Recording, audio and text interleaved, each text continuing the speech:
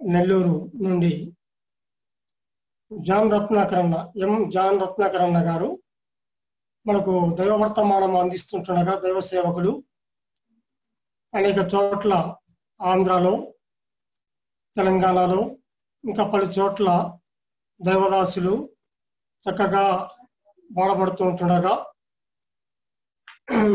మన మధ్యకు మనం పిలవగా అన్న మనం చెప్పిన వెంటనే అన్న కాదనకుండా అన్న వచ్చినందుకే అన్నకు ప్రేమతో వందనాలు తెలుపుతుంటున్నాను. అన్న రత్నాకర్ అన్న వందనాలన్నా. వందనాలన్నా. ఇప్పుడు అలా 9 వరకు మీరు వాక్యం అందించవచ్చు అన్న. వాక్యంలోకి వెళ్తుంటుండగా అందరూ సరదాగా వినండి. వాక్యం చెప్తుంటుండగా అందరూ సరదాగా ఆలకించి ఎటువంటి డిస్టర్బెన్స్ చేయకుండా అందరూ మ్యూట్లో పెట్టుకోవాల్సిందిగా మనం చేస్తుంటున్నాం. రత్నాకరణకు సమయం అప్పగిస్తుంటున్నాం.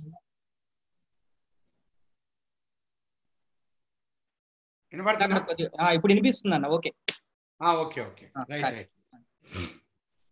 దినవృత్తాంతముల 2వ గ్రంథం 14వ అధ్యాయం 7వ వచనం.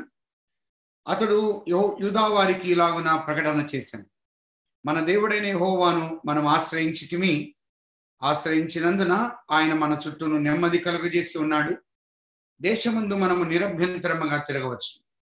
మనము ఈ పట్టణములను కట్టించి వాటికి ప్రాకారములను, గోపురములను, గుమ్మములను, ద్వారబంధములను అమర్చుదము. కాగా వారు పట్టణములను కట్టి వృద్ధి నందిరి.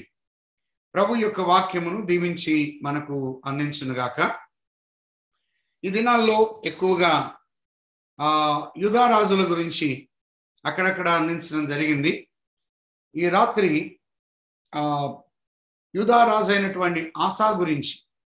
ఆసా యూదా రాజులలో 3వ యూదారాజు, మొదటి భక్తిపరుడు ఆసా. వాస్తవానికి రాజ్యము కలిసి ఉండగా ఏలినటువంటి రాజులు 3 ఉన్నారు. మొదటి రాజు సౌలు 40 సంవత్సరాలు పాలన జరిగించాడు. ఆ తర్వాత వచ్చిన రాజు దావీదు 40 సంవత్సరాలు పరిపాలన జరిగించాడు. దావీదు తర్వాత వచ్చినటువంటి రాజు దావీదు కుమారుడు సొలొమోను 40 సంవత్సరాలు పాలన జరిగించాడు. కాబట్టి 3 40 సంవత్సరాలు పాలన జరిగించారు. ఆ తర్వాత సొలొమోను కుమారుడు రెహబాము రాజయ్యాడు. అలాగైనట్లయితే రెహబాము రాజు అయినప్పుడు సొలొమోను దగ్గర దాసుడుగా ఉన్నటువంటి యరొబాము ఉన్నాడు. యరొబాము సొలొమోను యొక్క చేసినటువంటి క్రియలను బట్టి సొలొమోను దగ్గర నుండి దూరం అయిపోయాడు. అహియా ప్రవక్త యరొబాముకు కనబడి, నీవు నమ్మకంగా ఉన్నట్లయితే 10 గోత్రాలను దేవుడు నీకు అనుగ్రహిస్తాడు అని చెప్పినప్పుడు, నేను అలాగనే ఉంటానని యరొబాము సెలవిచ్చాడు. రెహబాము ఎప్పుడైతే రాజు అయ్యాడు, యరొబాము వచ్చాడు. అయ్యా, మీ నాన్న మమ్మల్ని ఎంతో కష్టపెట్టాడు, ఇబ్బంది పెట్టాడు. సొలొమోను చివరి దినాల్లో మమ్మల్ని చాలా ఇబ్బంది పెట్టాడు అన్నప్పుడు మీరు ఏం చెప్తారన్నప్పుడు 3 రోజులు ఆగి రమ్మన్నాడు. గ్రంథంలో మనం చదువుకున్నటువంటి వాక్య భాగం 14వ అధ్యాయం. అలాగైనట్లయితే రెహబాము కాలంలో రాజ్యము 2 భాగములుగా విభజించబడింది. అదెంతో దుఃఖకరమైనటువంటి విషయం. యవనస్తుల మాటను లెక్కలోనికి తీసుకొని పెద్దలను త్రోసివేసినటువంటి వాడుగా ఎంతో నష్టము కలిగినట్టుగా మనం చూస్తూ ఉన్నాం. రెహబాము తర్వాత ఏలిన రాజు అబీయా ఏలాడు. అలాగైనట్లయితే రెహబాము తన యొక్క జీవితంలో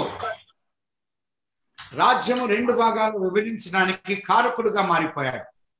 10 గోత్రాలు యరొబాము తీసుకొని వెళ్ళిపోయాడు. అంత మాత్రమే కాకుండా యూదా గోత్రం 1 మాత్రమే ఉంచబడి ఉన్నది. దానికి అనుబంధంగా బెన్యామీను గోత్రం ఉన్నది. అలాగైనట్లయితే ఈ 10 గోత్రాలు ఇశ్రాయేలు గోత్రికులను ఉత్తర రాజ్యము అని అన్నారు. ఈ యొక్క యూదా రాజ్యం దానికి అనుబంధంగా బెన్యామీను యొక్క గోత్రమును దక్షిణ రాజ్యము అని అన్నారు. ఇది ఉత్తర రాజ్యము, దక్షిణ రాజ్యం. ఉత్తర రాజ్యమునకు ముఖ్య స్థలం అది షోమ్రోను, దక్షిణ రాజ్యమునకు ముఖ్య ఆ స్థలము యెరూషలేము. అలాగైనట్లయితే యూదా గోత్రికులు ఏలినటువంటి వారు ఒకే ఒక గోత్రం, కానీ 10 గోత్రాలలో ఆ ఏలినటువంటి రాజుల సంఖ్య 9 మంది ఆ గోత్రికులు ఏలారు. వారు మొత్తము 19 మంది రాజులు. ఇశ్రాయేలు రాజులు 19 మంది, యూదా రాజులు 20 మంది. మొత్తము రాజుల సంఖ్య 39 మంది రాజులు. ఇశ్రాయేలు రాజుల్లో ఏ ఒక్కడు కూడా భక్తిపరుడు కాదు. అందరూ దెబ్బతినిపోయారు. వారు భక్తిహీనంగా జీవించారు. ఇదెంత ఘోరమైనటువంటి విషయం. కానీ యూదా గోత్రములో దాదాపుగా 7-8 మంది భక్తిపరుడుగా వారు కొనసాగారు. తర్వాత కొంతమంది ప్రారంభం బాగుంది, కొంతమంది ముగింపు సరిగా లేదు. ఈ యొక్క రాత్రి అవుట్లైన్ స్టడీగా ఆసాను గురించి మనం ధ్యానం చేద్దాం. 14, 15, 16 అధ్యాయాల్లో, ఈ 3 అధ్యాయాల్లో యూదా రాజు 3వ రాజు ఆసా. ఆ రాజ్యం విభజించబడిన తర్వాత రెహబాము మొదటివాడు, అబియా 2వ వాడు, ఆసా 3వ వాడు. అంటే యూదా రాజులు 20 మందిలో మొదటి భక్తిపరుడు ఆసా.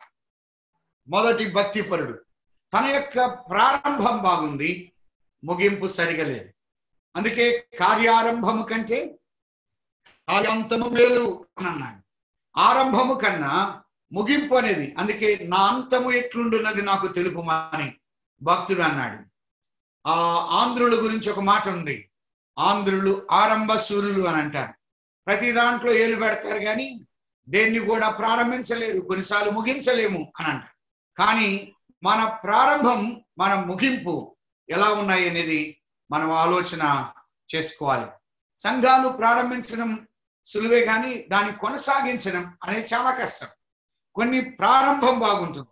అలాగైనట్లయితే కొన్నిసార్లు డిసెంబర్ 31 రాత్రి తీసుకున్న నిర్ణయాలు మన ప్రారంభానికి ఎంత బలంగా ఉంటాయో, కానీ రాను రాను రాను రాను అవి తగ్గిపోతూ ఉన్నాయి. అలాగైనట్లయితే 14-15 అధ్యాయాలు, 14-15 అధ్యాయాలు ఆసా ఆత్మీయ అభివృద్ధి, ఆసా యొక్క ఆత్మీయ అభివృద్ధి కనబడుతుంది. 16వ అధ్యాయం ఆసా ఆత్మీయ దిగజారుట, ఆత్మీయంగా దిగజారుట 16వ అధ్యాయం. ఈ 2 భాగాలుగా మనము ధ్యానం చేద్దాం. 14-15 అధ్యాయాలు ఆసా ఆత్మీయమైన అభివృద్ధి, ఆత్మీయంగా అభివృద్ధి పొందాడు. 16వ అధ్యాయం ఆసా ఆత్మీయంగా దిగజారాడు, ఆత్మీయంగా దిగజారాడు. ఇలా చెప్పుకుందాం. 14-15 అధ్యాయాలు నెమ్మది పొందిన ఆశ నెమ్మది తెచ్చాడు. 16వ అధ్యాయంలో నెమ్మది లేని ఆశ నెమ్మదిని పోగొట్టాడు. నెమ్మది లేని ఆశ నెమ్మదిని పోగొట్టాడు. నేను నెమ్మదిగా ఉంటే నా కుటుంబం నెమ్మదిగా ఉంటుంది. నేను నెమ్మదిగా ఉంటే నేనున్న సంఘం నెమ్మదిగా ఉంటుంది. నేను నెమ్మదిగా ఉంటే నేను పనిచేసే స్థలం నెమ్మదిగా ఉంటుంది. నేను గలిబిలిగా ఉంటే నా కుటుంబం గలిబిలిగా ఉంటుంది. నేను గలిబిలిగా ఉంటే నేనున్న సంఘం గలిబిలిగా ఉంటుంది. నేను గలిబిలిగా ఉంటే నాకు నెమ్మది లేకపోతే నేను పనిచేసే స్థలము కూడా నెమ్మది లేకుండా మారిపోతుంది. అలాగైనట్లయితే స్థానిక సంఘాలు నెమ్మదిగా ఉండాలంటే మొట్టమొదటిగా నేను నెమ్మదిగా ఉండాలి. రెండవది నా కుటుంబం నెమ్మదిగా ఉంటుంది. ఆ తర్వాత సంఘము అనేది నెమ్మదిగా ఉంటుంది. మనము నెమ్మదిగా ఉంటే అందరికీ నెమ్మదికరంగా జీవిస్తాం. మనకు నెమ్మది లేకపోతే ఎవరిని నెమ్మదిగా ఉంచాం. కొంతమంది వారు నెమ్మదిగా ఉండరు, నెమ్మదిగా ఉన్నవారిని కూడా ఉండనివ్వరు. వారు తృప్తికరంగా ఉండరు, ఉండేవారిని కూడా ఉండనివ్వరు. ఇది ఎంత విచారకరమైన విషయం. ఆశ అనగా అర్థము వైద్యుడు అని అర్థం. ఆశ అంటే వైద్యుడు అని అర్థం.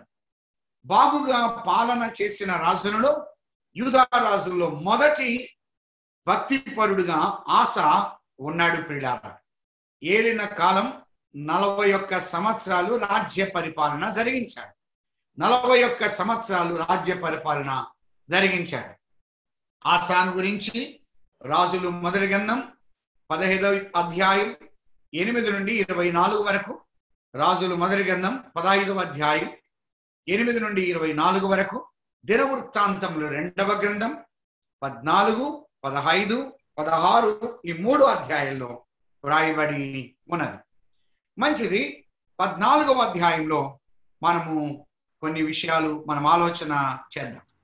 ప్రారంభములో ఆస వేటిని ఆశ్రయించాడు, ముగింపులో వేటిని ఆశ్రయించాడు. ఇది సందేశం. ప్రారంభములో వేటిని ఆశ్రయించాడు. 14:4 వారి పితరుల దేవుడైన యెహోవాను ఆశ్రయించుటకు అని అన్నాడు. ఒకటి, ప్రారంభములో యెహోవాను ఆశ్రయించాడు. ప్రారంభములో ప్రభువును ఆశ్రయించాడు. యెహోవాను ఆశ్రయించినవాడు, యెహోవాను ఆశ్రయించినవాడు. ఆశ్రయించుట అంటే నమ్ముకొనుట అని దాని భావం. ఉదాహరణకు ఇర్మియా గ్రంథం 17వ అధ్యాయం, ఇర్మియా గ్రంథం 17వ అధ్యాయంలో ఆ మాట తేటగా ఉన్నది. 7వ వచనం 17:7 యెహోవాను నమ్ముకొనువాడు ధన్యుడు, యెహోవా వానికి ఆశ్రయముగా ఉండునన్నాడు. యెహోవాను నమ్ముకొనుట, ఆశ్రయించుట అని. అందుకే కీర్తనలో కూడా అదే చెప్పాడు, మనుషులను నమ్ముకొనుట కంటే అని అంటూ కిందేమన్నాడు, యెహోవాను ఆశ్రయించుట మేలు. అంటే నమ్ముకొనుట అనేది దాని అర్థం 118వ కీర్తనలో 8వ చరణంలో చెప్పాడు, మనుషులను నమ్ముకొనుట కంటే యెహోవాను ఆశ్రయించుట మేలు. నమ్ముకొనుట అంటే ఆశ్రయించుట. రాజులను నమ్ముకొనుట కంటే యెహోవాను ఆశ్రయించుట మేలు. నమ్ముకొనుట అంటే దాని యొక్క అర్థం ఆశ్రయించుట అనే మాట తేటగా మనం చూడగలుగుతున్నాం. ప్రభువును ఆశ్రయించడం, ఆయనను నమ్ముకోవడం, ఆయన మీద ఆధారపడడం. అలాగైనట్లయితే ఎవరి మనసు నీ మీద ఆనుకొనును వాడిని పూర్ణ శాంతి కలవానిగా కాదు, ఎందుకంటే వాడు విశ్వాసం. అలాగైనట్లయితే నమ్ముకొనుట అనగా ఆశ్రయించుట అని అర్థం. కాబట్టి ఆస మొదటి దినాల్లో యెహోవాను ఆశ్రయించాడు. 3 మాటలు మనం చూద్దాం. యెహోవాను ఆశ్రయించుటను బట్టి ఆస పొందినవేమనగా, 1 14వ అధ్యాయం 7వ వచనం, అతడు యూదా వారికి ఇలాగూ ప్రకటన చేశాను, మన దేవుడైన యెహోవాను మనం ఆశ్రయించితిమి, ఆశ్రయించినందున ఆయన మన చుట్టూను నెమ్మది కలిగించాడు.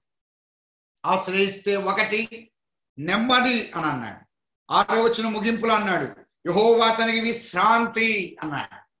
కంఫర్ట్, నెమ్మది ఉన్నది. యెహోవాను ఆశ్రయిస్తే 1 విశ్రాంతి, నెమ్మది. ప్రయాసపడి భారం మోస్తున్న సమస్త జనులారా నా యొద్దకు రండి, నేను మీకు విశ్రాంతిని ఇస్తాను. అలాగేంట్లయితే పాపము నుండి, అక్రమము నుండి, అన్యాయము నుండి, కాని విధానం నుండి ఆయన విశ్రాంతిని ఇస్తాడు, నెమ్మదిస్తాడు. ఈ దినాల్లో ప్రతి విశ్వాసికి కావాల్సింది, ప్రతి వ్యక్తికి కావాల్సింది విశ్రాంతి. అయ్యా నెమ్మది లేదయ్యా, ఊరిలో నెమ్మది లేదు, దేశంలో నెమ్మది లేదు, జిల్లాల్లో నెమ్మది లేదు, ఏ ప్రాంతానికి వెళ్ళినా ఈ మాట మనం వింటూ ఉన్నాం. ఈ దినాల్లో నెమ్మది లేదు. సోదరుడా సోదరి, నెమ్మది లేని దినాల్లో ఉన్నాం. యెహోవాను ఆశ్రయిస్తే విశ్రాంతి ఇస్తాడు, నెమ్మది ఇస్తాడు. 1 యెహోవాను ఆశ్రయిస్తే విశ్రాంతి. 2వది 13వ అధ్యాయం 18వ వచనం, దినవృత్తాంతముల 2వ గ్రంథం 13:18 ఈ ప్రకారం ఇశ్రాయేలు వారు ఆ కాలమందు తగ్గింపబడిరి గాని యూదా వారు తమ పితరుల దేవుడైన యెహోవాను ఆశ్రయించిన హేతువు చేత జయమొందిరి అని అన్నాడు. 2వది యెహోవాను ఆశ్రయిస్తే విజయమున్నది. 1 యెహోవాను ఆశ్రయిస్తే విశ్రాంతి, 2వది యెహోవాను ఆశ్రయిస్తే విజయమున్నది. విశ్వాసికి జయ జీవితం ఉన్నది పిల్ల. అలా అయినట్లయితే ఆ యెహోవాను ఆశ్రయించుట, నమ్ముట. అందుకన్నాడు, ఆ లోకమును జయించిన విజయము మీ విశ్వాసమే. విశ్వాసము ద్వారా ఆయన ఆశ్రయించుట ద్వారా మనం విజయము పొందుతున్నాం. అలాగినట్లయితే అత్యధికమైనటువంటి విజయాన్ని మన ప్రభు మనకు అనుగ్రహిస్తున్నాడు. రోమాపత్రిక 14వ అధ్యాయం తేటగా చెప్పాడు. ఆయన ఇచ్చేది విజయము మన ప్రభు ఆయన అనుగ్రహిస్తూ ఉన్నాడు. మరొక మాట చూద్దాం. రోమిలికి రాసిన పత్రిక 8వ అధ్యాయంలో 36వ వచనం లేదా 37వ వచనం. ఆయనను మనలను ప్రేమించిన వాని ద్వారా మనము వీటన్నిటిలో అత్యధిక విజయము పొందుతున్నాం. అలాగినట్లయితే విశ్వాసికి ప్రభువును ఆశ్రయించటం బట్టి విజయం ఉన్నది. There is no failures. మనం అపజయ పాలు కాము ప్రియుల. మనము విజయ జీవితంలో ఉంటాం. విశ్వాసంలో కానీ, ప్రేమలో కానీ, ఆత్మీయతలో కానీ, భక్తి జీవితంలో కానీ మనకు ఫెయిల్యూర్స్ ఉండవు.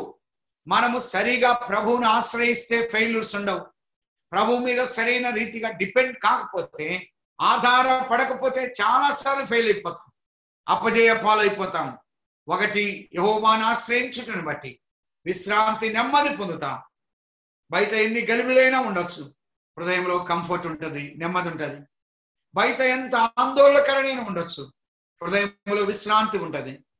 రెండవది, యెహోవాను ఆశ్రయిస్తే విజయము ప్రభు ఇచ్చాడు. మూడవది, దినవృత్తాంతము 2వ గ్రంథం 26:5. దినవృత్తాంతము 2వ గ్రంథం 26వ అధ్యాయం 5వ వచనం. దేవుని ప్రత్యక్షత విషయమందు తెలివిగలిగిన జకరియా దినముల్లో అతడు దేవుని ఆశ్రయించను. ఉజ్జియాను గురించి చెప్పాడు.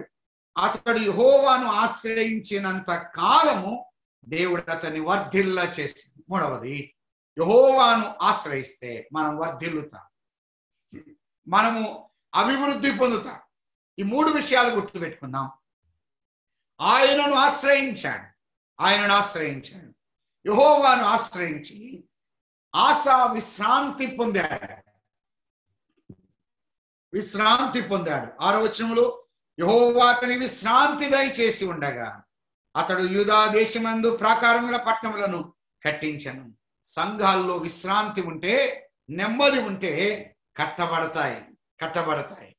అలాగినట్లయితే విశ్రాంతి పొందాడు.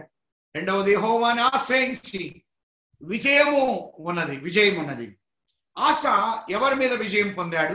14వ అధ్యాయం 10వ వచనం. 14:10. దినవృత్తాంతముల 2వ గ్రంథం 14వ అధ్యాయం 9 నుండి చదువుదాం. కూషీయుడైన జెరహు వారి మీదకి దండెత్తి 1000 సైన్యమును 300 రథములను కూర్చుకొని బయలుదేరి మారేషా వరకు రాగా కూషీయుడైన జెరహు మీద దేవుడు విజయం ఇచ్చాడు. అందుకే 15వ వచనం అన్నాడు, మరియు వారు పశువుల సాలను పడగొట్టి విస్తారమైన గొర్రెలను, ఒంటెలను సమకూర్చుకొని యెరూషలేమునకు తిరిగి వచ్చిరి. జయ జీవితముతో వచ్చారు. ఈ యొక్క కూషీయుడైన జెరహు, ఈ కూషీయుడు అనగా వారు శరీర సంబంధులు. కూషీయుడు నల్లని వారు, కూషు దేశపు వారు నల్లని వారు, వారి శరీర సంబంధులు. ఆ కూషీయుడు పైకి వచ్చినప్పుడు ఆసా ఏం చేస్తున్నాడు? ఒక మాట అన్నాడు 11వ వచనంలో ముగింపులో, నరమాత్రులను నీ పైన జయమందనీయకుము. ఈ యొక్క కూషీయుడైన జెరహు నరమాత్రుడు, వీరు ఆత్మీయులు. నరమాత్రుల మీద జయ జీవితం ప్రభు అనుగ్రహించాడు. అలాగినట్లయితే యెహోవాను ఆశ్రయించుటను బట్టి విజయమున్నది. విజయమున్నది. కూషీయుల మీద దండెత్తి వెళ్ళాడు, కానీ ఒక కత్తి పట్టకుండానే వారి మీద దేవుడే విజయాన్ని అనుగ్రహించాడు. మొత్తము కొల్ల సొమ్మంతటిని తీసుకొని యెరూషలేమునకు తిరిగి వచ్చారు. సంతోషముతో వచ్చారు, విజయముతో వచ్చారు, ఆనందముతో వచ్చారు. అలాగినట్లయితే జయ జీవితం, విశ్వాస యొక్క జీవితం మనం బయటికి తిరిగి యెరూషలేం అనగా స్థానిక సంఘానికి మనం ఎలా వస్తామంటే అపజయంగా కాదు, ఓడిపోయి కాదు, దిగాలుగా కాదు, ఒకవేళ కృషించిపోయి కాదు, దీనత్వంతో కాదు. అలాగే విజయ జీవితంతో వచ్చాడు. ఆనందంగా ఉన్నది. తను ఎంత ఆనందంగా వస్తున్నాడు. రెండవది, విజయ జీవితము విశ్వాసికున్నది. మూడవది, యెహోవాను ఆశ్రయించుటను బట్టి వర్ధిల్లాడు. అక్కడే ఉంది 14వ అధ్యాయం 7వ వచనం ముగింపులో అన్నాడు, మనం ఈ పట్టణములను కట్టించి వాటికి ప్రాకారములను, గోపురములను, గుమ్మములను, ద్వారబంధములను అమర్చుదము. కాగా వారు పట్టణములను కట్టి వృద్ధి నొందిరి అని అన్నారు. పట్టణములను కట్టి వారు వృద్ధి నొందిరి అనే మాట చూస్తున్నాం. అందుకే ఇంగ్లీష్ లో మాట ఉన్నది, so they built and prospered అని ఉంటుంది. అలాగైనట్లయితే వారు కట్టి వారు వృద్ధి పొందుతున్నారు. అలాగైనట్లయితే వృద్ధి ఉన్నది. విశ్వాసికి మూడవది ఆయనను ఆశ్రయిస్తే వృద్ధి ఉన్నది. దేనిలో వృద్ధి ఉన్నదో ఒక మాట మనం చూద్దాం. దెస్సలోనికీయులకు రాసిన మొదటి పత్రిక 3వ అధ్యాయం 13వ వచనం. దెస్సలోనికీయులకు రాసిన మొదటి పత్రిక 3వ అధ్యాయం 13వ వచనంలో అంటున్నాడు, ఆ మధ్యలో నుండి, మేము మీ ఎడల ఎలాగూ ప్రేమలో అభివృద్ధి పొంది వర్ధిల్లుచున్నాము అని అన్నాడు. ప్రేమలో వర్ధిల్లడం, ఆ మాట మనం చూస్తున్నాం. కొలస్సై పత్రిక 1వ అధ్యాయం 10వ వచనం చూస్తున్నాం. క్రీస్తు జ్ఞానములో వర్ధిల్లడం, జ్ఞానములో వర్ధిల్లడం, ప్రేమలో వర్ధిల్లడం. అందుకే గాయుడితో మాట్లాడుతూ యోహాన్ అన్నాడు 3వ పత్రికలో చూసినట్లయితే, నీ ఆత్మ వర్ధిల్లుచున్న ప్రకారం నువ్వు అన్ని విషయాల్లో వర్ధిల్లాలి. అలాగినట్లయితే సంఘాలు వర్ధిల్లాలి, విశ్వాసములు, ప్రేమలు, పరిచర్యలు, తర్వాత ఆత్మీయంగా అన్ని విషయాల్లో వర్ధిల్లాలి. మనం ఎంతవరకు వర్ధిల్లగలుగుతున్నాం, మనం ఎంతవరకు అభివృద్ధి పొందగలిగాం. అలాగినట్లయితే యెహోవా మీద డిపెండ్ అయిన వారు, ప్రభువు మీద ఆనుకున్న వారు, వారు వర్ధిల్లుతారు. ఆయన మీద ఆధారపడకపోతే మనం వర్ధిల్లలేం. సూత్రం అదే. ఎందుకు విశ్వాసంలో వర్ధిల్లలేకపోతున్నాం? ఎందుకు ప్రేమలో వర్ధిల్లలేకపోతున్నాం? ఎందుకు ప్రభువులో అంత వర్ధిల్లవలసిన రీతిలో వర్ధిల్లలేకపోయాం? ఎందుకనంటే ఒకటే కారణం, మనము ప్రభువును ఆశ్రయించలేదు. తన జీవితంలో రాజ్యం ఉన్నది, సింహాసనం ఉన్నది, మంది మార్బలం ఉన్నది. తన రాజ్యాన్ని గాని, సైనికులను గాని, తనకున్న మంది మార్బలాన్ని గాని, తనకున్న సొమ్మును గాని ఆశ్రయించలేదు. ప్రభువును ఆశ్రయించాడు. సోదరుడా, సోదరి, నీ జీవితం, నా జీవితంలో ఈ లోకంలో ఎవరిని ఆశ్రయించకూడదు. మన సొమ్మును ఆశ్రయిస్తే మన సొమ్ము మనతో పాటు నశిస్తుంది. నాకేమిలే, పలుకుబడి ఉంది, మంది మార్బలం ఉంది, నాకు కావలసిన జనం ఉన్నారని చాలా మంది అనుకుంటారు. మనుషులను ఆశ్రయిస్తే సరైన సమయానికి వారు మనం వదిలిపెట్టి వెళ్ళిపోతారు. రైట్ చేయాలి. కొన్నిసార్లు అంటారు, చూసారా, మమ్మల్ని నిట్ట నిలువున ముంచారండి అని. అట్లా ఖచ్చితంగా ముంచుతారు. సహాయము చేస్తాము అన్నవారు, ఆదుకుంటాము అన్నవారు, వారు ఉండనే ఉండరు. పిల్లారా, ప్రభువును ఆశ్రయిస్తే చాలు. ఆశా ప్రభు యొక్క విలువ ఎరిగాడు. ఆశా ప్రభు యొక్క ప్రభావం ఎరిగాడు. ఆశా ప్రభు యొక్క నియంత్రణ క్రిందికి వచ్చాడు. ఆశా దేవుని యొక్క నియంత్రణ, యెహోవా నియంత్రణ క్రిందికి వచ్చాడు. ఆయన శాసిస్తూ ఉండగా, ఆయన నియంత్రిస్తూ ఉండగా ఆశా జయ జీవితాన్ని పొందాడు. సోదరుడా, సోదరి, మనం ఎప్పుడు డిసప్పాయింట్ అవ్వకూడదు, కృంగిపోకూడదు. ప్రభు క్రిందికి వస్తే చాలు, ఆయన హస్తాల కిందికి వస్తే చాలు. దేవా, నీవే నా శరణం అంటే చాలు, ఆయన మనను వర్ధిల్ల చేస్తాడు. ఒకటి, ప్రారంభంలో వేటిని ఆశ్రయించండి? యెహోవాను ఆశ్రయించాడు. రెండవది, దేన్ని ఆశ్రయించాడు? 14:11 కూషీయులు దండెత్తిరాగా 14:11 ఆసా తన దేవుడైన యెహోవాకు మొర్ర పెట్టి అని అన్నాడు. మొర్ర పెట్టి ప్రార్థింపగా అని 11వ వచనం ముగిస్తూ ఉన్నాడు. అంటే దేన్ని ఆశ్రయిస్తున్నా అంటే ప్రార్థనా జీవితమును ఆశ్రయించాడు. ఒకటి, ప్రభువును ఆశ్రయించాడు. ప్రభువును ఆశ్రయిస్తే 3 రకాలైన మేళ్ళు ఉన్నాయి. ఒకటి విశ్రాంతి, రెండవది విజయము, మూడవది వర్ధిల్లుతాం. తర్వాత రెండవది ఎవరిని ఆశ్రయించండి? ప్రార్థనను ఆశ్రయించాడు. వీరి దగ్గరికి వెళ్ళిన వాడు కాదు. తనకు ఎంతో ఉన్నది కానీ కూషీల మీదికి ఎలా వెళుతున్నాడంటే ప్రార్థనతో వెళుతున్నాడు. ప్రార్థనతో వెళుతూ ఉన్నాడు. ప్రార్థన జీవితముతో వెళుతూ ఉన్నాడు. సోదరుడా, సోదరి, ప్రార్థన 11వ వచనం మనం తేటగా చూద్దాం. ప్రార్థన ఎలా ప్రార్థిస్తూ ఉన్నాడు? ఒక విశ్వాసి ఎలా ప్రార్థించాలో 11వ వచనంలో తేటగా మనం చూస్తున్నాం. ఆసా తన దేవుడైన యెహోవాకు మొర్రపెట్టి అని అన్నాడు. మొర్రపెట్టి అంటే ఇంగ్లీష్ లో క్రైయింగ్ అని అంటది, ఏడవడం. మామూలు ప్రార్థన వేరు, ఏడ్చి ప్రార్థన చేస్తున్నాడు. ఎదురుగా కుషీలున్నారు, వారి జనాభా ఎక్కువగా ఉన్నది. వారు దాదాపుగా ఎంతమంది వస్తున్నారు అక్కడే చెప్పాడు. 8వ వచనంలో ఆ కాలమున డాళ్లను ఈటలను పట్టుకొని 3 లక్షల మంది యూదావారు, కేడములు ధరించి విల్లు వేయవారు 2 లక్షల మంది, 80,000 మంది ఉన్నారు. అంటే ఎంత లేదన్నా కూడా 5 లక్షల చిల్లర మాత్రమే ఉన్నారు. కానీ కూషీలు ఎంతమంది? 9వ వచనంలో వారు 10,000 సైన్యము అని అన్నారు. వారు దాదాపుగా 10 లక్షల సైన్యం ఉన్నారు. వీరు సగం కూడా లేరు. వారికి వీరికి ఎంత తేడా ఉన్నది. అయితే ఏం చేస్తున్నాడు? మొర్ర పెడుతున్నాడు.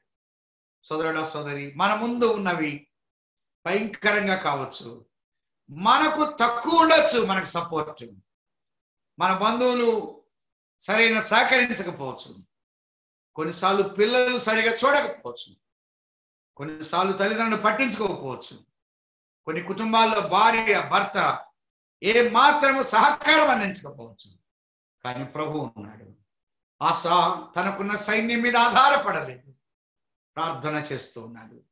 11వ వచనంలో ఆశ మొరపెడుతున్నాడు. ఏమని మొరపెడుతున్నాడు? 11వ వచనం, యెహోవా విస్తారమైన సైన్యము చేతిలో ఓడిపోకుండా బలము లేని వారికి సహాయము చేయుటకు నీకన్నా ఎవరు లేరు.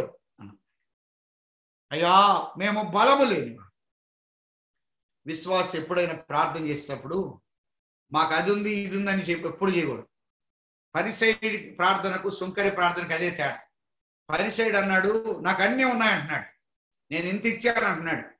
పైగా వ్యక్తితో పోల్చుకున్నాడు సుంకరితో. సుంకరి కన్నా నేను బెటరు అంటున్నాడు. నాకు ఇంత ఇచ్చాను, నాకు అది ఉంది, నాకు ఇది ఉంది అని అన్నాడు. తనకున్నవి ఏవి కూడా తనను రక్షించలేదు. సుంకర్ అన్నాడు, అయ్యా దేవా పాపినైనా నన్ను కరుణించుము అంటున్నాడు. ఎప్పుడైనా ప్రార్థన చేసేటప్పుడు ఒక విశ్వాసి అయ్యా మేము శక్తి లేని వారం అని అన్నాను, అయ్యా మేము బలము లేని వారం అని అన్నాను, అయ్యా మేము జ్ఞానము లేని వారం అని అన్నాను, అయ్యా మాకు ఏ రకమైనటువంటి పలుకుబడి లేదయ్యా, మాకు ఏ రకమైనటువంటి భాగ్యం లేదయ్యా, మాకు ఏ రకమైనటువంటి ధన్యత లేదయ్యా అని అంటే చాలు, ప్రభు కాపాడతాడు. మన విశ్వాస జీవితంలో మనము ఈ విధంగా ప్రభు సన్నిధికి వచ్చి మనకు ఎంత ఉన్నా అయ్యా ఏమీ లేనివారు అని అంటూ ఒక మాట అన్నాడు. 11వ వచనం, విస్తారమైన సైన్యము చేతులు. వారు విస్తారంగా ఉన్నారయ్యా, మాకైతే బలము లేదు, మాకైతే శక్తి లేదు, బలము లేని వారికి సహాయము చేయుటకు అని అంటూ నీకన్నా ఎవరునూ లేరు. అయ్యా నీకన్నా బలము గల వారెవరు, నీకన్నా శక్తి కలిగిన వారెవరు? ఈ కరోనా ఎంత భయంకరమైందో దానికన్నా బలము కలిగిన వాడు మన ప్రభు. శ్రీలారా సోదరుడా సోదరి, ఏమాత్రమున భయపడక్కర్లేదు. అక్కడ అంటున్నాడు, మా దేవా యెహోవా మాకు సహాయము చేయము, నిన్నే నమ్ముకొని ఉన్నాము, నిన్నే నమ్ముకున్నాము, మాకు సహాయము చేయము. నీ నామమును బట్టి ఈ సైన్యమును ఎదురించుటకు బయలుదేరి ఉన్నాం. ఆయన నామమున బయలుదేరి, అందుకే నీ నామమును బట్టి బయలుదేరి ఉన్నాం. యెహోవా నీవే మా దేవుడవు. ఇక్కడ కొన్ని బలంగా ఉపయోగించాడు. నిన్నే నమ్ముకున్నాము, నీవే మా దేవుడవు, నీవే మా దేవుడవు, అయ్యా సహాయం చేయి. సోదరుడా సోదరి, ఈ చిన్న ప్రార్థన 11వ వచనములో ఒక్క వచనములో ఎంత బలముగా ఉపయోగించాడు. ప్రార్థన బలము కలిగినది, ప్రార్థన శక్తినిచ్చేది. లూకాసు వార్త 22వ అధ్యాయం, లూకాసు వార్త 22వ అధ్యాయం 42వ వచనం, 22:42. తండ్రి గిన్నె నా యొద్ద నుండి తొలగించుటకు నీ చిత్తమైతే తొలగించుము, అయినను నా ఇష్టము కాదు నీ చిత్తమే సిద్ధించునుగా కానీ ప్రార్థించెను అనే మాట ఉంది. 43వ వచనం, అప్పుడు పరలోకము నుండి ఒక దూత ఆయన కనబడి ఆయనను బలపరిచెను అన్నాడు. 43 ముగింపులో ప్రార్థించెను, 42 ముగింపులో ప్రార్థించెను, 43 ముగింపులో బలపరిచెను. ప్రార్థన బలపరిచేది, ప్రార్థన శక్తినిచ్చేది, ప్రార్థన ఒక సపోర్ట్ ఇచ్చేది, ప్రార్థన విజయాన్ని ఇచ్చేది. రెండవది దేన్ని ఆశ్రయించాడు అంటే ప్రార్థనను ఆశ్రయించాడు. అమ్మాయ ఒకటి ప్రభువును ఆశ్రయించాడు, రెండవది ప్రార్థనను ఆశ్రయించాడు. నేను దాటి వెళ్తాను. మూడవది 15వ అధ్యాయం మొదటి వచనం 15:1 దినవృత్తాంతములు 2వ గ్రంథం 15:1 ఆ కాలమందు దేవుని ఆత్మ ఓదేదు కుమారుడైన అసీరియా మీదికి రాగా అతడు ఆసాను ఎదుర్కొనబోయేలాగు ప్రకటించెను అని 8వ వచనం ప్రవక్త అయిన ఓదేదు ప్రవచించిన ఈ మాటలు ఆసా వినినప్పుడు అతడు ధైర్యము తెచ్చుకొని యూదా బెన్యామీనుల దేశమనంతటి నుండి ఎఫ్రాయిము మన్యముల్లో తాను పట్టుకొనిన పట్టణముల నుండి హేయమైన విఘ్నములన్నింటినీ తీసివేశాడు అని ఉన్నది. అలాగైనట్లయితే మూడవది ఎవరిని ఆశ్రయించాడంటే ఆత్మీయులను, ప్రవక్తలను ఆశ్రయించాడు. ప్రవక్త చెప్పిన మాట తూచా తప్పకుండా విన్నాడు. ఈ దినాల్లో సేవకులు చెప్పిన మాట, పెద్దలు చెప్పిన మాట, భక్తిపరులు చెప్పిన మాట, ప్రార్థనాపరులు చెప్పిన మాట ఆత్మీయులను ఆశ్రయించాడు. ఆత్మీయులను ఆశ్రయించాడు. వారి మాట ప్రకారం వెళ్తూ ఉన్నాడు. మీరు బలహీనులు కాక ధైర్యము తెచ్చుకోండి అని ఆ యొక్క ప్రవక్త ప్రవచిస్తే ఆ ప్రవక్త చెప్పిన ప్రకారము ధైర్యము తెచ్చుకొని తన యొక్క ప్రజలను ధైర్యపరుస్తూ ఉన్నాడు.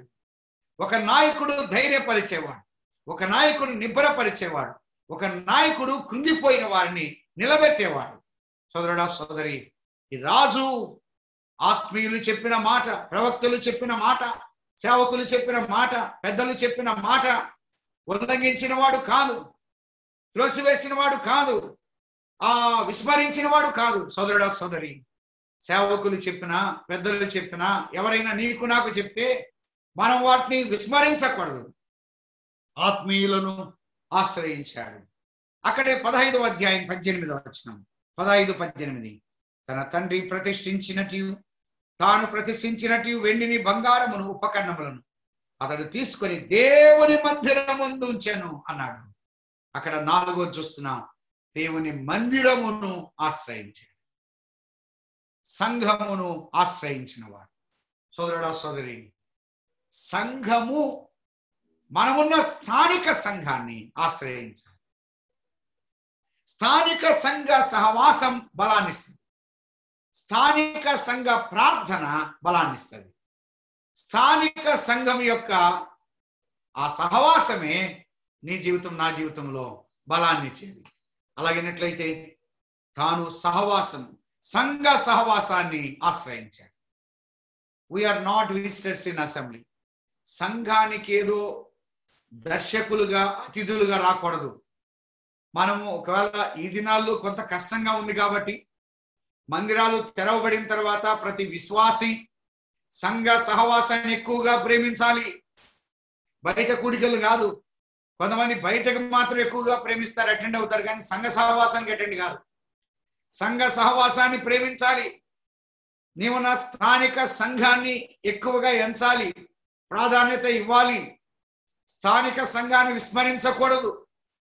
అలాగైనట్లయితే ఈ 4 విషయాలు మనం చూస్తున్నాం.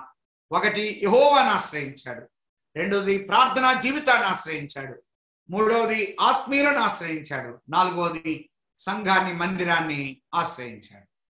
నేను మరి ఒక 3 విషయాలు చెప్పి నేను ముగిస్తాను.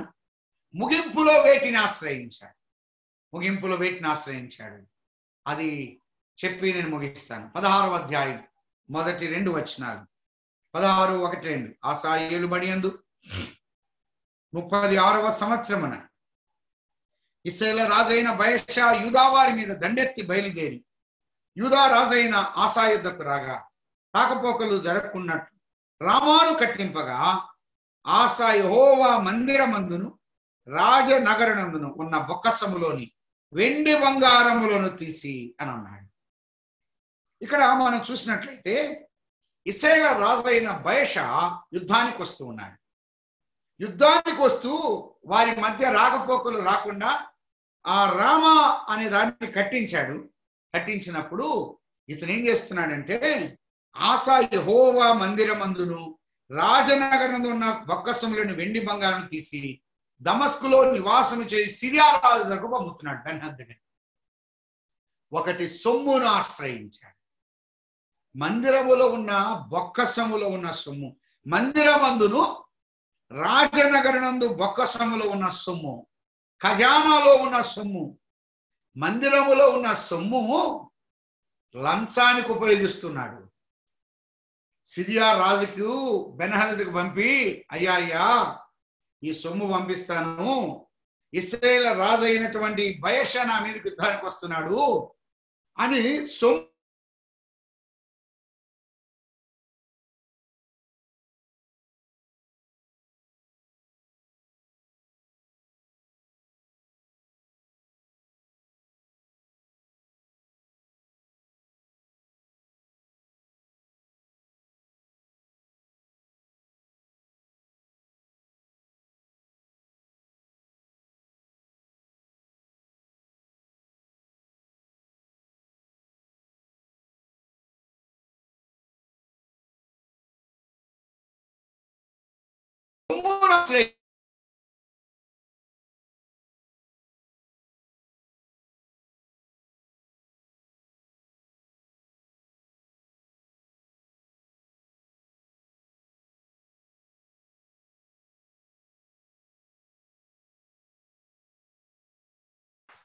ఆకాను సొమ్మును ఆశ్రయించి దెబ్బతిన్నాడు.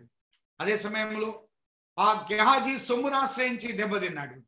కొంతమంది సొమ్మును ఆశ్రయించి నష్టపోయినటువంటి వారు, సొమ్ములో పడిన వారు బయటికి వచ్చిన వారు కాదు. అలాగైనట్లయితే అననీయ, సప్పీరా, ఇస్కరియోతు యూదా సొమ్మును ఆశ్రయించాడు. సోదరుడా సోదరి, ఉద్యోగం ఇస్తే, ఆస్తి వస్తే, ఇళ్ళు వస్తే, మనకున్నటువంటి ఏదైనా సరే సొమ్మును ప్రభు ఇస్తే వాటిని ప్రభు పనికి ఉపయోగించాలి, కానీ సొమ్మును ఆశ్రయించి నష్టపోయాడు. రెండవది దేన్ని ఆశ్రయించాడు? 16వ అధ్యాయం 7వ వచనం, 16:7. ఆ కాలమందు దీర్ఘదర్శి హనానీ యూదా రాజైన ఆసా యొద్దకు వచ్చి అతనితో ఈలాగు ప్రకటించను, నీవు నీ దేవుడైన యెహోవాను నమ్ముకొనక సిరియా రాజును నమ్ముకొంటివే అని అన్నాడు. రెండవది శరీరులను ఆశ్రయించాడు. శరీరులను ఆశ్రయించాడు. యుద్ధానికి వెళ్ళేటప్పుడు అలనాడు కుషీను మీదకి ఎలా వెళ్ళాడంటే ప్రార్థనతో వెళ్ళిన వాడు ఇప్పుడు తనకు పలుకుబడి వచ్చిందని ఈ యొక్క సిరియా రాజును, అన్య దేశపు రాజును పిలిచి ఆ బెన్హదదును తీసుకొని వెళ్తున్నాడు. ఎంత విచారకరమైన సంగతి. శరీరులను ఆశ్రయించాడు. ఇర్మియా గ్రంథం 17వ అధ్యాయం 5వ వచనం. ఇర్మియా గ్రంథం 17:5. యెహోవా ఇలాగు సెలవిచ్చున్నాడు, నరులను ఆశ్రయించి శరీరులను తనకు ఆధారముగా చేసుకొనుచు తన హృదయమును యెహోవా మీద నుండి తొలగించుకుని వాడు శాపగ్రస్తుడు. దేవుని మీద నుండి తొలగించుకున్నాడు. ప్రభువుని ఎంతగా నమ్మాడో ఇప్పుడు అంత వ్యక్తులను నమ్ముతున్నాడు. మంది మార్బలాన్ని నమ్ముతున్నాడు. నాకు ఏమీ పర్వాలేదు అని అనుకుంటున్నాడు. ఒకప్పుడు ప్రభువుని నమ్ముకున్నవాడు చివరి దినాల్లో అంతములు సొమ్మును ఆశ్రయించాడు. చివరి దినాల్లో మనుషులను ఆశ్రయించాడు. ఎంత విచారకరమైన సంగతి. 16:12 ఆసా తన ఏలుబడి యందు 39వ సంవత్సరమున పాదముల్లో జబ్బు పుట్టి తాను బహు బాధపడినను దాని విషయంలో అతడు యెహోవా యొద్ద విచారణ చేయక వైద్యులను పట్టుకొనెను అని అన్నాడు. మూడవది వైద్యులను ఆశ్రయించాడు. వైద్యుల దగ్గరికి వెళ్ళకూడదని కాదు దాని భావం. అంటే యెహోవా యొద్దకు రాకుండా వైద్యుల దగ్గరికి వెళ్తున్నాడు. వైద్యులను ఆశ్రయిస్తున్నాడు. ప్రారంభంలో ఏమన్నాడంటే ఒక మాట అన్నాడు. 13వ వచనం, 15వ అధ్యాయం 13వ వచనం, 15-13. పిన్నలే గాని, పెద్దలే గాని, పురుషులే గాని, స్త్రీలే గాని ఇశ్రాయేలు దేవుడైన యెహోవా యొద్ద విచారణ చేయని వారికి అందరికీ మరణము విధించుదమని నిష్కర్ష చేసుకున్నాడు. యెహోవా యొద్ద విచారణ చేయకపోతే మరణమున్నది అని అన్నాడు. కానీ ఇప్పుడు మరణం వచ్చినా కూడా యెహోవా యొద్దకు రావట్లేదు. ఎంత విచారకరం. మరణం వచ్చినా యెహోవా యొద్దకు రాలేదు. ఎవరైతే యెహోవా యొద్ద విచారణ చేయరో వారికి మరణం ఉందని ప్రకటించిన వాడు ఇప్పుడు తానుకు మరణం వచ్చినా దేవుని యొద్దకు రావట్లేదు. పాదములో జబ్బు పుట్టి అలాగనే బాధపడడానికైనా ఇష్టపడ్డాడు, కానీ ప్రభు దగ్గరికి రావడానికి ఇష్టపడినవాడు. విచారకరమైన సంగతి, తన వేదన తన బాధ అలాగనే మంచాన పడి అలాగనే మరణించాడు. పాదములో వైద్యం ఉన్నది, వైద్యులు ఉన్నారు, కానీ సహాయము లేదు. ఆ జబ్బు తగ్గట్లేదు. ఆ పాదముల్లో జబ్బు పట్టింది. సొమ్మును ఆశ్రయించాడు, మనుషులను, శరీరాన్ని ఆశ్రయించాడు, వైద్యులను ఆశ్రయించాడు. ఈ రాత్రి నీవు దేన్ని ఆశ్రయిస్తున్నావు?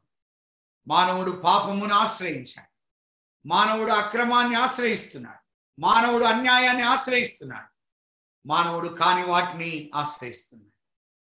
పాదముల్లో జబ్బు పుట్టి వేదన పడుతున్న ప్రభు దగ్గర రావాలి.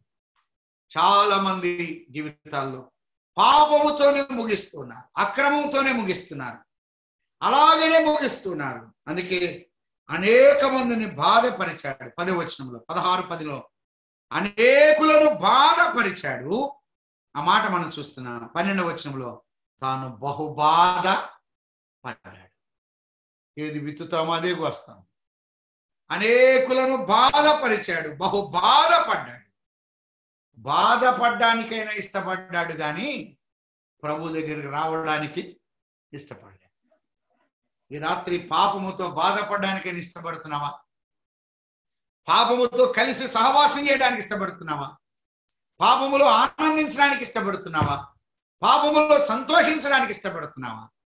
పాపము నుండి విడుదల కలిగించడానికి యేసుక్రీస్తు ప్రభువారు శరీరుడిగా ఈ లోకానికి దిగి వచ్చాడు. నీ కొరకు, నా కొరకు, నిన్ను నన్ను రక్షించుట కొరకై ఆయన ముఖం మీద ఉల్వేతలు పడ్డాయి, పిడుగుద్దులు పడ్డాయి. సోదరుడా, సోదరి, రక్తము ధారులుగా కార్చాడు. వీపు దున్నబడింది, రక్తము భల్లున కారుస్తున్నాడు. తల మీద ముళ్ళ కిరీటం పెట్టి కొట్టారు. రాజువు కదా అని చేతికి ఒక రెల్లును అందించారు. ముఖం మీద గుడ్డ కప్పి హేళన చేస్తున్నాడు.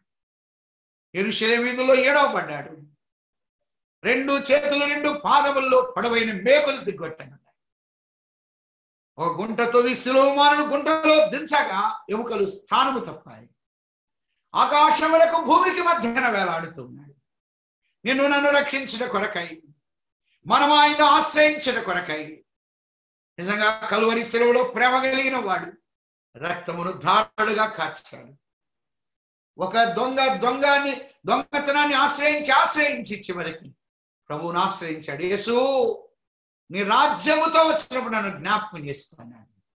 నేడే నువ్వు నాతో కూడా పరదేశంలో ఉంటావు. అమ్మాయ, రాత్రి ప్రభు నమ్మని వారు పాపాన్య, అక్రమాన్య, అన్యాయాన్య కాని వాటిని ఆశ్రయిస్తున్నావా? ప్రభువుని ఆశ్రయిస్తే నెమ్మది. దొంగలు ఆశ్రయించారు, పాపులు ఆశ్రయించారు, అక్రమకారులు ఆశ్రయించారు, తాగుబోతులు ఆశ్రయించారు, నెమ్మది లేని వారు ఆశ్రయించారు. ఆయనను ఆశ్రయించి నెమ్మది పొందలేని వారంటే ఎవరు లేరు. అందరూ నెమ్మది పొందారు. యేసు రక్తం ప్రతి పాపం నుండి పవిత్రులుగా చేస్తుంది. చనిపోయి సమాధి చేయబడి తిరిగి లేచాడు. ఈ రాత్రి ప్రభువుని ఆశ్రయిస్తే చాలు. నిత్య జీవం, ధన్యత, పరలోక రాజ్య భాగ్యం. ప్రారంభం బాగుంది, ముగింపు దుఃఖకరంగా ముగించాలి.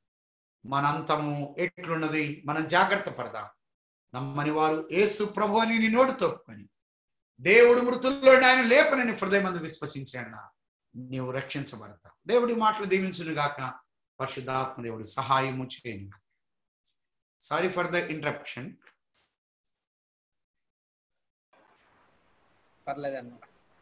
వాక్యం అందించినటువంటి జాన్ రత్నాకరణకు హృదయపూర్వక వందనాలు జరుపుకుంటున్నాను. నా రత్నాకరణ వందనాలు.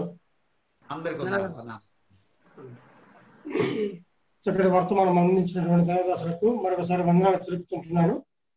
ముగింపు ప్రార్థన. అనంతపురం జిల్లా ఆత్మకూరు నుండి దేవుని సేవకులు అహరోన్ గారు ప్రార్థన చేసిన తర్వాత మనము కార్యక్రమాలు మనం ప్రకటన విందాము. ఆత్మకూరు నుంచి దైవ సేవకులు అహరోన్ గారు ప్రార్థన చేస్తారు. ముగింపు ప్రార్థన క్లుప్తంగా.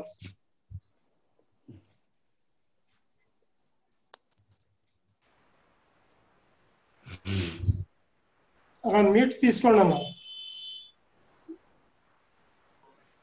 అహరోన్ అన్న మ్యూట్ లో ఉంచున్నారు, మ్యూట్ తీయండి.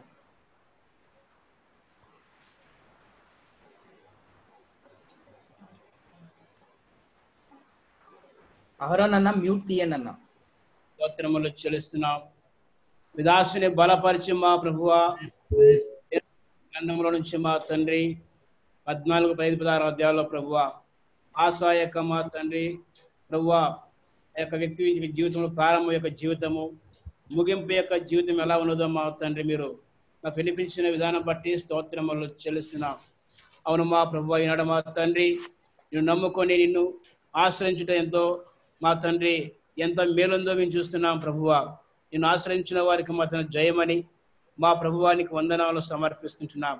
మా జీవితంలో మా తండ్రి మా యొక్క ప్రారంభ జీవితం నుంచి ముగింపు వరకు మా ప్రభువా నిన్ను ఆశ్రయించే భాగ్యము దయచేయమని కృప చూపించమని వేడుకుంటున్నాం.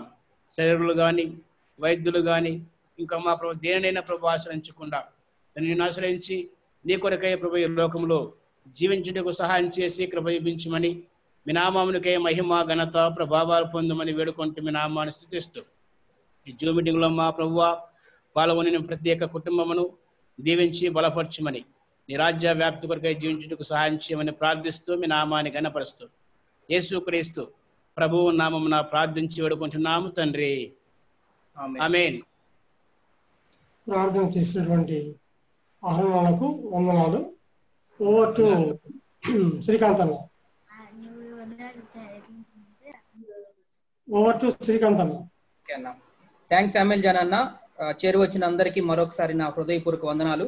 ముగించిపోయే ముందు ప్రకటనలు గమనించండి. మరొకసారి పిలవగానే ప్రేమతో అంగీకరించిన రత్నాకరన్నకి హృదయపూర్వక వందనాలు తెలియజేస్తున్నాం. మరొకసారి ఈ పరిచర్య ద్వారా అన్న మళ్ళీ మళ్ళీ వచ్చి మీ వాక్యం ద్వారా అందరినీ బలపరచాలని మా అందరి తరఫున ప్రార్థన చేస్తున్నాం. మీరు డేట్స్ ఖాళీ ఉన్నప్పుడల్లా మేము ఫోన్ చేసినప్పుడు వచ్చి మీ అమూల్యమైన సందేశాలు అందించి మమ్మల్ని బలపరచాలని ప్రేమతో మరొకసారి మనవి చేస్తున్నాం. తిరిగి పరిచర్య గురించి కూడా ప్రతిరోజు నేను ప్రకటన చేస్తున్నాను, జ్ఞాపకం చేసుకోండి. ఉదయకాలం జరుగుతున్న 5 నుంచి 6 వరకు జరుగుతున్న సెల్ కాన్ఫరెన్స్ పరిచర్య, మధ్యాహ్నం 3 గంటల నుంచి జరుగుతున్న ప్రార్థన, అనేక ప్రాంతాల నుంచి సెల్ ఫోన్లో ప్రార్థన కార్యక్రమం జరుగుతుంది. దాని గురించి కూడా మీరు ప్రార్థన చేయండి. తిరిగి ప్రతి దినము 8 నుంచి 9 వరకు ఈ విధంగా దైవజనులు దేవుని చేత ప్రేరేపించబడి దేవుని చేత ఎన్నుకోబడిన దైవజనుల చేత రోజుకు ఒక్కొక్కరి చేత మనం వాక్యము వింటున్నాము. ఆ పరిచర్య గురించి కూడా మీరందరూ ప్రార్థన చేయాలని, ఎవరెవరి సమయానికి అనుకూలం ఉన్న వాళ్ళు ఆ పరిచర్యలో పాల్గొనాలని ప్రేమతో మనవి చేస్తున్నాము. ఈ రోజు విన్న రత్నాకర్ అన్న వాక్యము రేపు మీకు బ్రదరన్ అసెంబ్లీస్ అనే యూట్యూబ్ ఛానల్లో మీకు అందుబాటులో ఉంటుంది. మళ్ళీ వినాలనుకున్న వాళ్ళు లేదంటే రాలేని వారికి మీరు ఆ లింక్ షేర్ చేయడం ద్వారా ఆ వాక్యాన్ని మళ్ళీ వినొచ్చు. అలాగే కమ్యూనికేషన్ కోసం, ఈ పరిచర్య కోసం కమ్యూనికేషన్ కోసం వాట్సాప్ గ్రూప్ కూడా ఉంది. మీకు పంపించిన లింకుల్లో ఎవరికి ఫోన్ చేసినా ఆ వాట్సాప్ గ్రూపుల్లో ఉంటే ప్రతిరోజు లింక్స్ కానీ పరిచర్యకు సంబంధించిన వివరాలు కానీ ఆ గ్రూప్లో తెలియజేయడం జరుగుతుంది. కాబట్టి వీటన్నిటిని గమనించి ముందుకు సాగి వెళ్ళాలని ప్రేమతో మనవి చేస్తున్నాను. అలాగే ఈ పరిచర్యను కూడా కొంతమందికి తెలిసిన వాళ్ళకి పరిచయం చేయండి. మనం సువార్త చెప్పకపోయినా ఎదుటి వాళ్ళని మనం ఈ పరిచర్యలోకి మనల్ని ఆహ్వానించిన ద్వారా దేవుని పనిలో మీరు కూడా పాలు పొందిన వారు అవుతారు. కాబట్టి తద్వారా దేవుని నుంచి ఆశీర్వాదాలు పొందేవారు ఉంటారు. కాబట్టి ఇది జ్ఞాపకం చేసుకొని ముందుకు వెళ్ళాలని ప్రేమతో మనవి చేస్తున్నాను. ఇంతటితో ఈ కూడిక ముగించబడింది. అందరికీ వందనాలు. వందనాలు చెప్పుకునే వాళ్ళు, మాట్లాడుకునే వాళ్ళు మాట్లాడుకోవచ్చు.